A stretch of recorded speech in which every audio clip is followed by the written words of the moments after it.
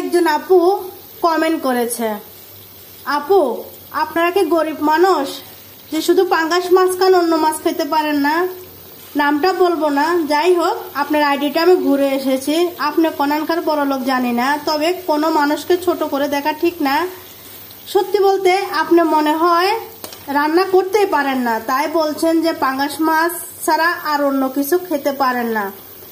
আসলে কি আপু জানেন, ছেলে মেয়ে উভয় যে মানুষটা যে জিনিসটা খেয়ে শান্তি পায় বা ভালো লাগে, মজা পায়, তাকে সেই জিনিসটা খাইতে দেওয়া উচিত।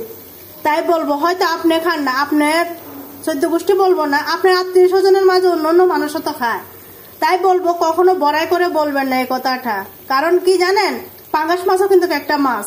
হ্যাঁ, অনেক সময় মানুষে রো মাছ কিন্তু 200 টাকা 250 টাকা করে কিলো, এখন পাঙ্গাস মাছের কিলো হয়ে গেছে 250 টাকা 200 টাকা করে। তাই বলবো ছোট করে কেউকে দেখবেন না, আর এভাবে করে রান্না করে খাবেন, অবশ্যই আপনার কাছে ভালো লাগবে।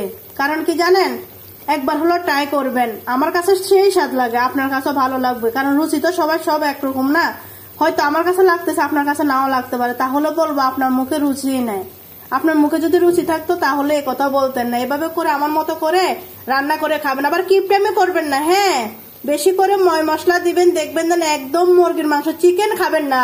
এভাবে করে ছোট ছোট করে মানে পাঙ্গাস মাছ রান্না করবেন মশলা দিয়ে, বেশি করে তেল দিবেন, কিপটামি করবেন না। কিপটামি করলে কিন্তু কোনো জিনিস মজা লাগবে না।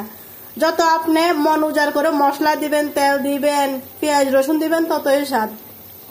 আমি কথা বলবো কি, আমার তো জিভে এখনই পানি চলে আসে। তাই আপনাকে বলবো এভাবে করে, আমাকে না কাউকে এভাবে করে ছোট করবেন না। ধন্যবাদ সবাইকে।